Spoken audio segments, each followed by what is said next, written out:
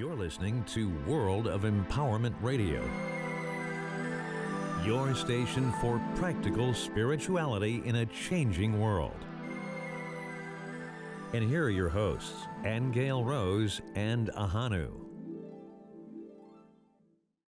Hi, welcome to part 2 of our interview with Mark Amaru Pinkham. You're very welcome on behalf of Aingeal Rose and myself to our World of Empowerment podcast. In the first part of this interview, we discussed many things that we believe Mark is very brave in bringing forward and discussing. And in this part, we bring the whole thing to a conclusion. So stay with us and let us know what you think at the end. Well, I take them around Sedona and I show them what I believe to be the red rock vestiges of ancient Palakwapi.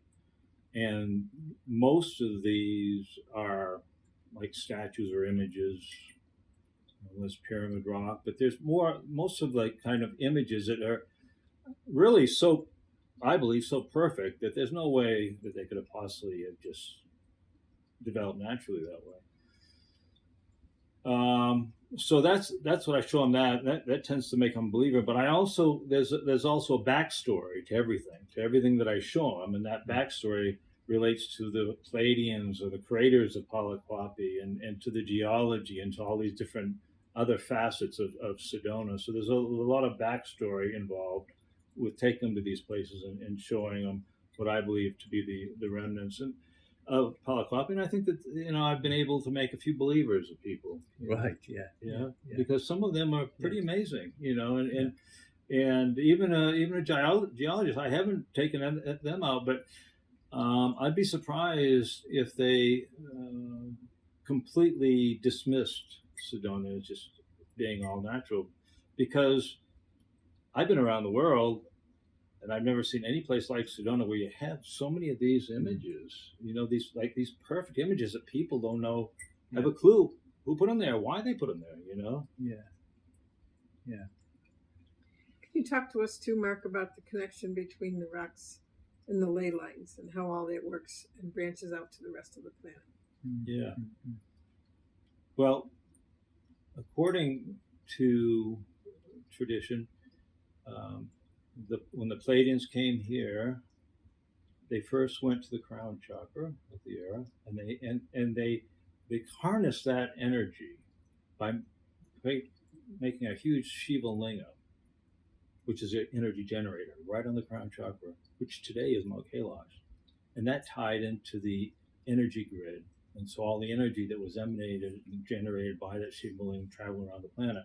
Then they came here, which is the root chakra, which is just like every person has a root chakra that feeds their entire body via these subtle meridians. This serves that function for the world. And so what the Pleiadians did is they created all these rock formations here in grid patterns. So they would join their energies together. Because their idea was they wanted to really empower Sedona so that it would empower and evolve the whole planet. So they made these grids, but they also made them out of red rock. And so underneath these grids and these red rock formations, you've got this huge vortex, 50-mile diameter vortex. So the Pleiadians wanted to even amplify that vortex even more. So they made the statues and temples out of the red rock, which would move the energy underneath them very quickly because the red is iron. And within the red rock is also crystal. The crystal would amplify it and magnify it. Right? And so when you add these red rock formations into grid formations, they all join their energies together. And you have to remember that also that within the root chakra is planetary kundalini. So that's added to it, which is very, very powerful. Now the cord of the king that I talk about, that the king of the world has his cord here, is right in the very center of this 50-mile diameter vortex. And so the king of the world, and according to one tradition, he manifests here in Sedona in an energy body which is pure fire kundalini, and this is what even the Hopis say about what they believe is the king of the world is Masao. And so he's adding his own energy also into this grid, this dynamic energy grid that the Pleiadians created here. And so I can show what I showed you, and I can show other people who come here, how that energy then moves into gigantic ley lines that encompass the whole world, and then energizes the whole entire planet and all the different life forms. And they're all connected. Yeah. We're familiar. When you were showing us your altar a little earlier, you mentioned about Archangel Michael, and we're familiar with the Michael line that runs down from Glastonbury and down across Mont Saint Michel and through various sacred sites in Italy and on into Palestine.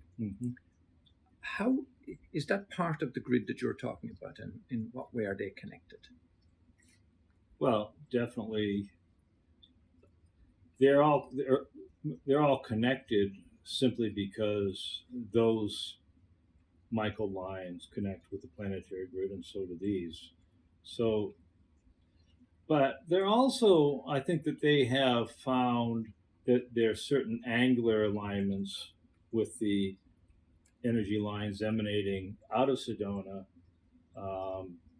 in connection to places like Stonehenge and Glastonbury, and certainly Mount Kailash and Tiwanaku. So I believe that most all of these major energy places and vortexes are in a kind of a direct alignment with each other. Okay, yeah. And would the Egyptians have known about Sedona at the height of their era? I believe that they did.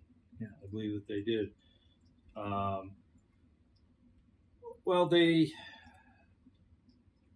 for one thing, according to the Hopis, they had ships, they had starships, and so they could encircle the whole planet within a matter of minutes. Right. So they knew exactly what was going on everywhere. Yeah. But they also were more psychically inclined, and so they could see these vortexes, and they could see that the vortexes naturally make pyramidal shapes, right? So the blueprint's already there, right? And so all they have to do is kind of fill in the blueprint. Yeah, gotcha. Yeah. There are many people who are very concerned about the way the world is going now, mostly politically, economically, and perhaps earth changes too, environmentally. How can what you know about Sedona and the ley lines and the king of the world, how can that help us? Or why is the world seemingly going down the tubes?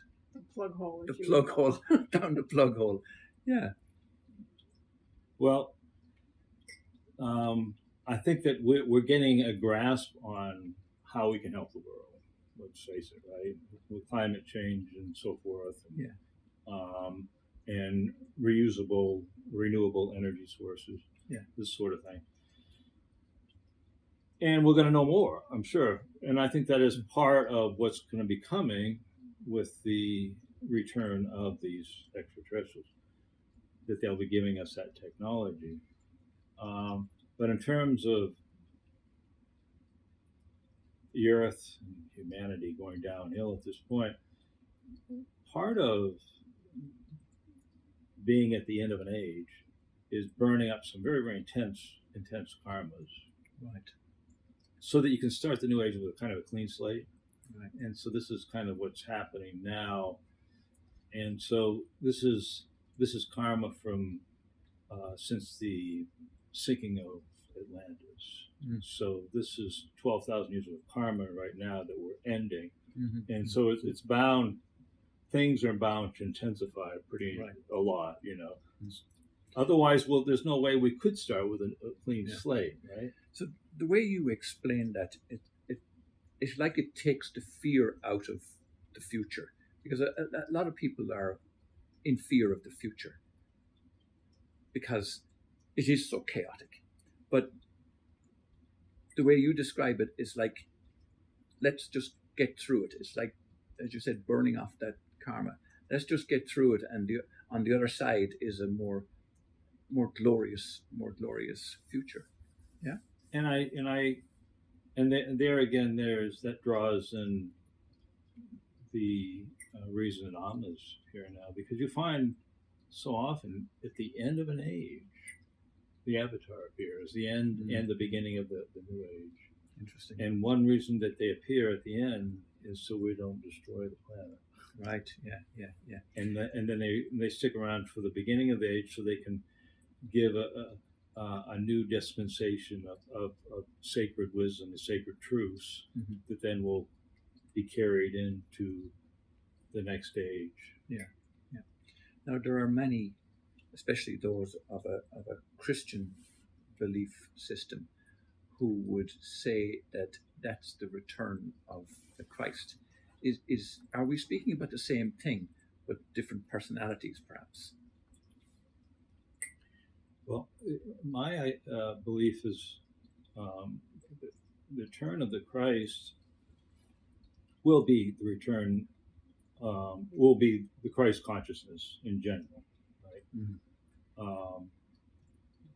Because the original Christ is not the one we call Jesus. The original Christ is the one that we call Sanatana from the Pleiades. And so the real return of the original Christ will be when the majority of humanity becomes the Christ or achieves Christ consciousness. Because the Lord of the world, the King of the world, Sanatana, he's the collective conscious of us all. And so we're a reflection of him. So when we have achieved Christ consciousness, so is he, and then you have completed the return of the Christ. I believe that is the true. So it's not a personality that we're talking about. We're talking about an awareness, consciousness. Yeah, right. Yeah. Interesting. Yeah. And what do you know about all the underground tunnels all through the earth? What were they for? Well, why do they connect to everywhere? Well, I believe, and I mentioned this during our tour, that humanity didn't have the technology to create them. That they would have had to have been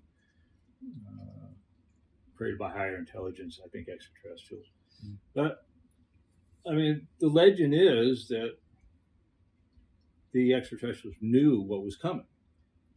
They knew, for example, that there was going to be the planetary deluge, and that many humans were going to want to go inside the earth to survive. And this is what you find. This is the legend of all the Native Americans in Arizona or Southwest. That's where they went, and so they must have been invited, to come in. But that's also the legend of all the tunnels and caverns and temples, underground temples of Asia. That they were created by extraterrestrials, but also the Lemurians themselves that came and pitched in and helped because they knew that something was coming.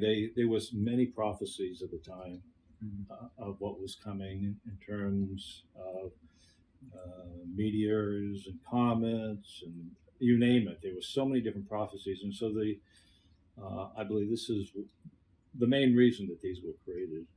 But some people also say, and I don't know about this for sure, but that the very first civilizations on this planet were interplanetary civilizations, and that this has been the case in planets throughout the galaxy, which could very well be. And there's so many stories of people going inside the earth and coming out with these amazing, amazing tales of what they experienced there. These are the whole civilizations there. So that could be too. I'm not one of them, so I can't really say much more about that. Yeah.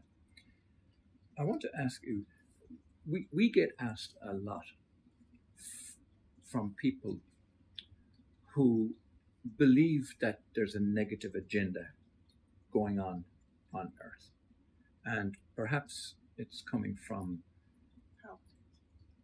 politics. You said maybe from politics, are from alien races, but they clearly believe that there's a negative agenda.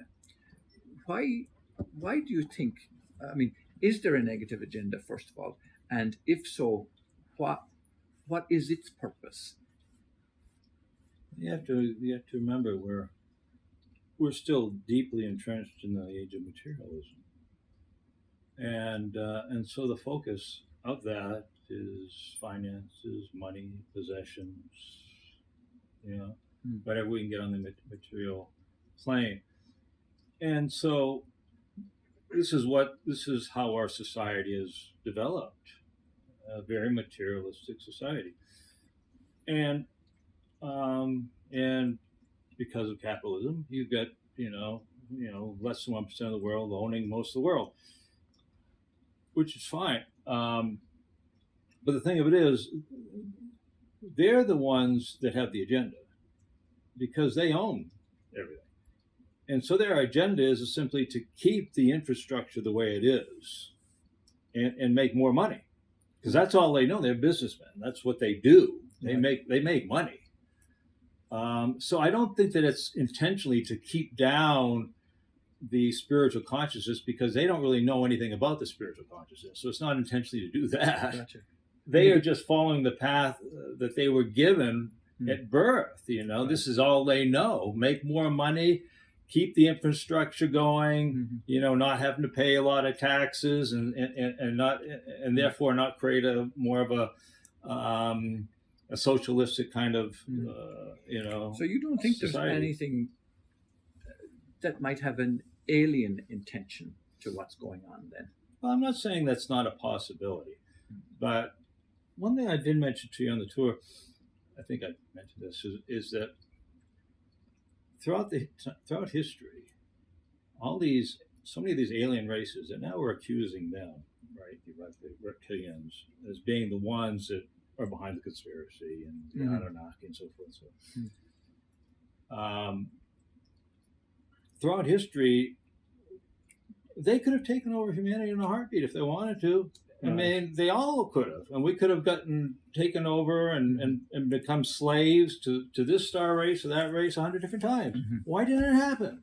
Why didn't it happen? Yes, it's my belief system that since we are Pleiadians, that they are the ones that have been protecting us. And in fact, I've heard people associated with NASA and people that have had a lot of ET encounters saying something very, very similar, that this part of the galaxy is kind of quarantined, and the only ones that can really do much here are the Pleiadians, and so we have been actively being protected by them. And it's the only thing that really makes sense to me. Like I said, we would have been taken over, conquered a zillion different times by now if we hadn't been protected. Right. Yes. Yeah. What about the flat Earth theory? What's your take on that, Mark? It's stupid. What else am I going to say? I really don't have much else to say. I mean, it's like QAnon. I mean, I just kind of put my hands over my ears and say, I don't want to hear this. It's just nuts. It's not in my reality. Yeah. So, have you any idea of what the fifth world will look like? I mean, and I'm asking, I suppose, with two hats on, a spiritual hat and a practical 3D hat. In other words, will it look the same in terms of streets and buildings and traffic lights and cars and or will it be different somehow? Will it be etheric in some way? Well, will our communications be telepathic as opposed to telephonic? I think that we're going to, well, initially it's going to be those that are more psychically inclined, that have the third eye open. And they're going to be living in both dimensions at once, and then eventually more and more people will be living those dimensions. And I think one thing we're going to find is when we connect with those dimensions, we are going to see a lot of architecture, and we're going to learn a lot of things, have a lot of Gnostic revelations that are going to come through us. Because I believe the original pyramids and temples were created by masters who had their crown chakras open. They were completely open to these higher intelligences, and so they basically channeled the blueprints, and then they just went out and made them. And so I think this is what's going to be happening now. As more and more of us kind of can get our egos out of the way, we're naturally going to become channels for this kind of thing. But also, as I said, I think that the extraterrestrials that have been here before, such like mainly as the Pleiadians, are going to come with all of their technology, so much of it, which they gave us before, and now they'll, we lost it all or whatever, or it's been hidden, and they're going to do so again, and we'll get a lot of ideas. I mean, just here. Polycopy, what I've seen in these other dimensions is just unbelievable. It's just, and I think that if more people could see that, they get a lot of ideas of other things they could build that are similar to this. But I think we're just going to get this huge download of all this information is going to be coming very, very soon. So it's going to, in the end, yes, I think it's going to be very, very different. Interesting. Very different. Interesting. Okay. Well, look. We could continue to ask questions all night. But one of the things I do want our viewers and our listeners to get is that the first thing is you don't have to be in Sedona to benefit from the information and the knowledge that you're downstepping and that you're imparting, because all your books are available worldwide. But also, if someone was to come to Sedona, they could take one of your tours just like we did and benefit from that. So can you tell us or tell people how they can get in touch with you and how to book one of those tours? Yeah. Well, the best way is to go onto my website, and it's 7-Ray Order. You run it together, 7rayorder.com. And then there'll be step-down menus on the homepage. Click on what you want, but there's a book page, and there is a City of the Star People tour page. Yeah. So there's pages for all these different things. Also, this is the website for the Order of the Seven Rays, and this is the order that was created by these Pleiadians initially in order to disseminate this Path the Dragon that they brought to Earth. So just remember 7rayorder.com, because that's got it all, and there's a lot of explanations for things too, like who is Senakama, who are the Kumaras, what is the Dragon Path, what are all these things that we've been talking about. So there's a lot of explanations there. Yeah, good, super. Do you want to ask anything, Aingeal Rose, before we close? I just want to know what you know about the ant people. The ant people. Well, I can't say I know a lot about the ant people, but of course the Hopis, they're the ones talking about the ant people. The ant people invited them into the inner earth during this time of the deluge. But I have seen dances where the dancers dressing up like the ant people, and they look just like the Greys. And this kind of confirmed my idea that these underground chambers and tunnels and so forth were created by extraterrestrials, because we simply didn't have the technology. And I think that you would find also, if you were to go to some of the native tribes here, to the Navajo or Hopi or Zuni or Yavapai, and they'd probably tell you the same thing, that it was actually extraterrestrials. Mm-hmm. Yeah. Yeah. And not to be feared. Not to be feared. No, because Clifford Mahoney, he was a Zuni man, and he left his body a couple of years ago. He was the one that was making the connection, talking all about the extraterrestrials having come here all the time in ancient times, and they knew this. And of course, the Hopis talk about the Kachinas. When they talk about Kachinas, they are talking about the extraterrestrials. And the Hopis say they started on Lemuria, and then they came to North America. But when they're on Lemuria, they were with Kachinas. When they came, they were with Kachinas, and they met the king Kachina, who was the king of the earth, Masao, and then they went on migrations with kachinas. They lived among kachinas. They mated with kachinas. And there's a belief amongst them also that when they reach the highest level of evolution, they become a kachina, So they're intimately related to the extraterrestrial races. So, and you find that, and that's the one thing when you start opening your eyes, is you'll see that so many of the ancient traditions, the Hopis and Lakota and Cree and Cherokee, of course, and the Mayan, and Tibetan, and so many of the others around the planet, they all say, we're Pleiadians. We descend from the Pleiades. Because of interbreeding, this is another reason we're all Pleiadian now. Because of interbreeding, we all have Pleiadian DNA. All of us do, So we all have that, and it's my belief that if there's one thing that's going to unite us together as one people during the fifth world, is that we're all Pleiadians. That we're finally going to embrace our star identity. And I think that's what every planet has to go through, that stage before they start connecting with other planetary star races and other planets. They have their own star identity, and we're Pleiadians.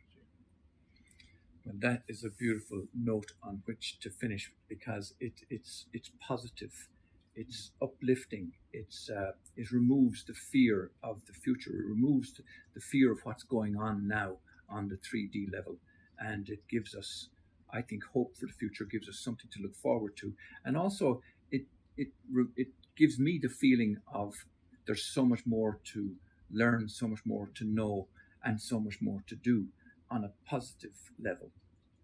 So thank you, Mark, for being with us today. We appreciate it so much. And thank you, Aingeal Rose. And until next time, blessings from myself, Ahonu, and from Aingeal Rose, and from Mark Pinkham. You have been listening to Aingeal Rose and Ahonu on World of Empowerment Radio, your station for practical spirituality in a changing world.